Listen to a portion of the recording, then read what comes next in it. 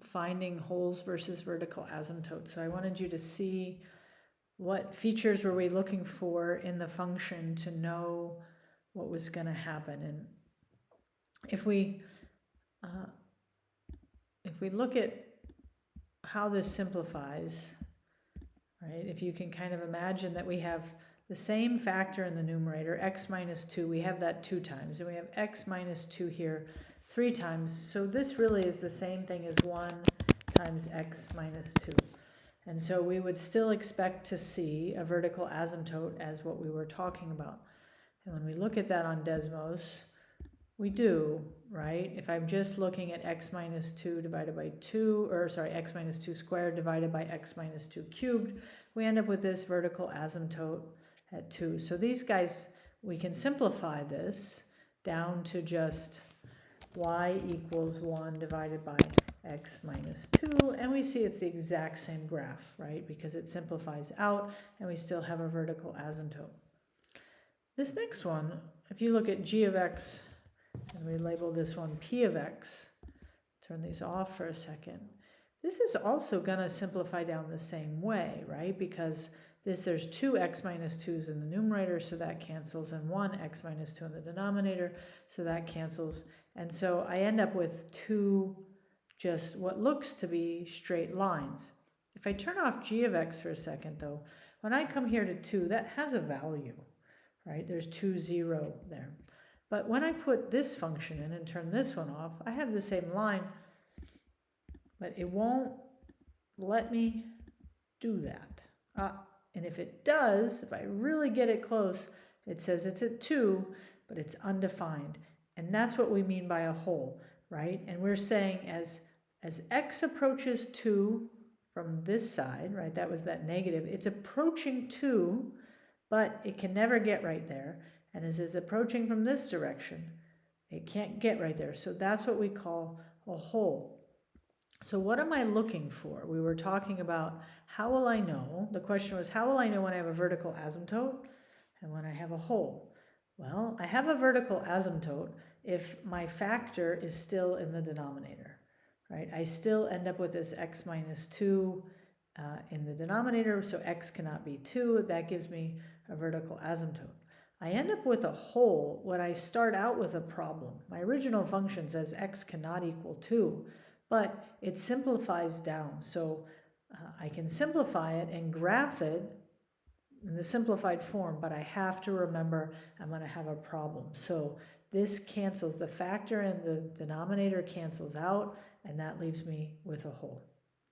All right, and so when we have this, that the limit as x approaches that value, right, it doesn't exist, right? We don't have that value, and that's the definition of a removable discontinuity.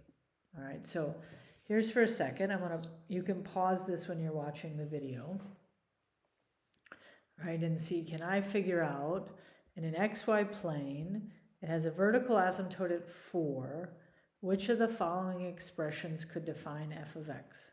So I want you to pause it, and I want you to try to solve. I'm going to keep going in this video recording so that the video doesn't end up being so long to upload. All right, the trick to this one is to notice that I have 4 minus x instead of x minus 4, and we can deal with that by rewriting it. All right, so if I take out a -1, if I factor out a -1, I can rewrite 4 minus x to x minus 4. All right, and then I can see how things simplify, and I can see which one has an asymptote at x minus 4. That's just A. All right, and you can again pause this, and you can see, do you simplify B down to -1?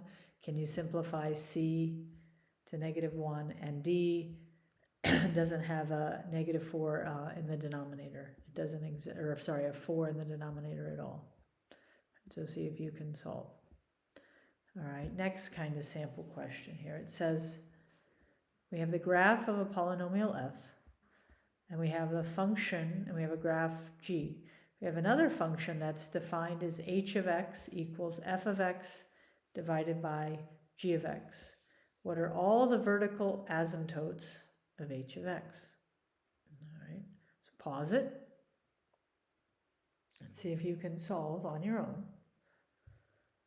And then we'll look at it together. So it says 2 is a vertical asymptote, 3 is a vertical asymptote, -2 and 3, or -2, 2, and 3. All right, so we are concerned about the places in which, let's just look, where does f of x have zeros, and where does g of x have zeros? So f of x here has a 0 just at 2, right? And g of x has a 0 at -2 and 3. And because they're not the same, I don't have any holes, right? If one of the zeros would be the same, I would have a hole, but they're not the same, so it has to be C, right? G of x has holes at -2 and 3. They're different, so these make vertical asymptotes, and that's my solution. All right, next one. Which of the following could be a table of inputs and outputs for a rational function r?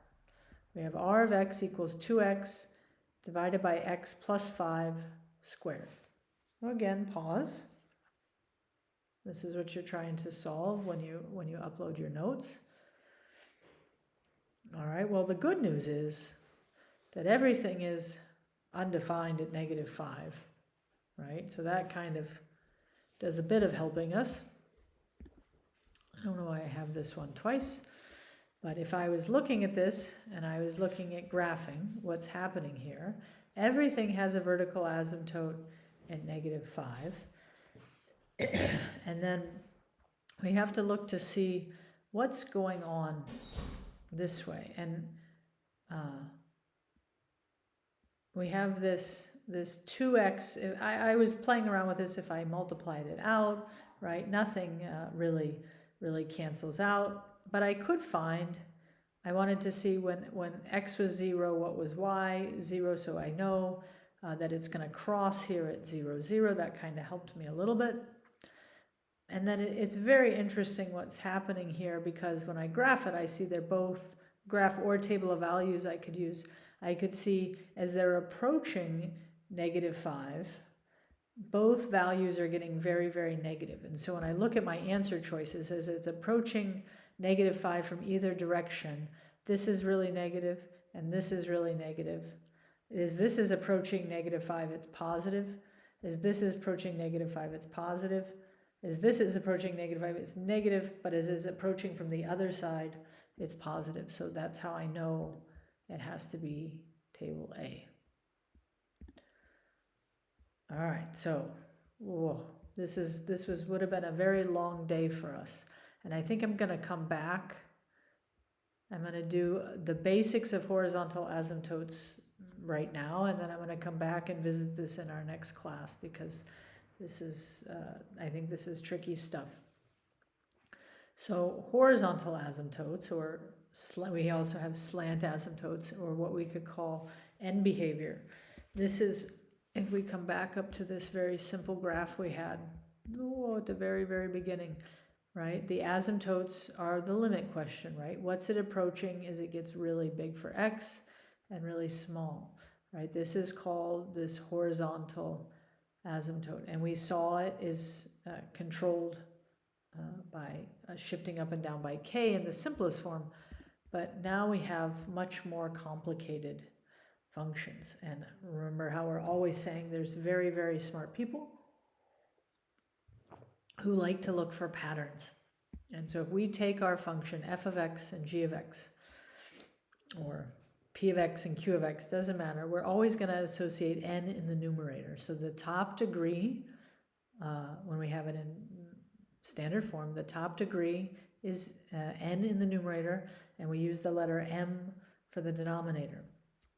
If the degree of n, so the degree in the numerator, is less than the degree in the denominator, so we have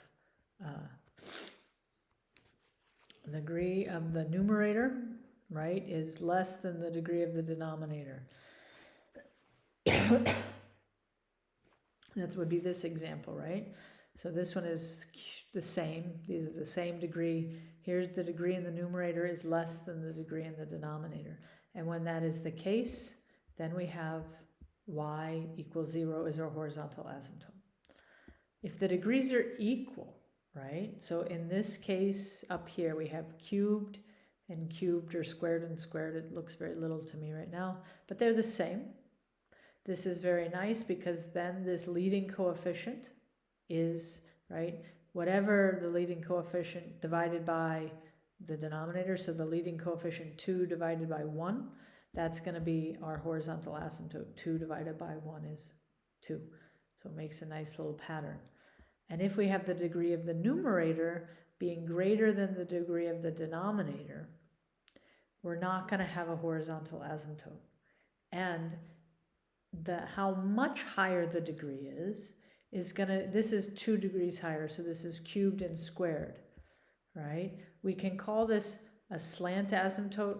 I also like to just refer to it as end behavior, because slant makes me think of a line, and sometimes we can have quadratic end behavior, we can have cubic end behavior. It all depends on how much more the degree is. So here we have 3 is 2 more than this 1, right? 3 minus 1 is 2. So this is going to have quadratic end behavior.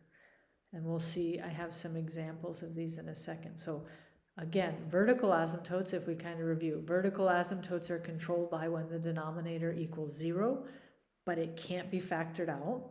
And the horizontal is controlled by the relationship of the leading terms, their degrees. And if the degrees are the same, then we're looking at the coefficients out in front of those. So let's see an example. So it says we have the rational function f is given by f of x equals x raised to some value k times x minus 1 times x plus 3, all divided by x squared plus 2x minus 5. And k is a positive integer, meaning 1, 2, 3, 4, 5, right? Not negative, and not a fraction. For which of the values will have a horizontal asymptote at 0? So pause, think what you think it is and why. All right, so I have the rational function, right? And I want to be 0. I need the degree of the numerator to be less than the degree of the denominator. So I already have something that's squared down here. I have something to the 5th degree here. And notice it's less than, it's not equal to. So the only value that works here is 2, because that's going to make this be the 4th value power and this to be the 5th power, and then the numerator is less than the denominator. All right, and I think that is where I'm going to absolutely leave off, because I think this was a lot today, and I really hope that, by next week you can be through with the lessons. And then I'm worried because we have a quiz coming up. We have a quiz coming up next week that covers all the graphing and also adding and subtracting and multiplying and dividing and putting together rational expressions. So it's quite a lot. I really, really need you guys to start doing the lessons, not just on the weekends, or it's going to be difficult. All right, thank you, and my apologies for the internet. I don't know what the problem was this evening.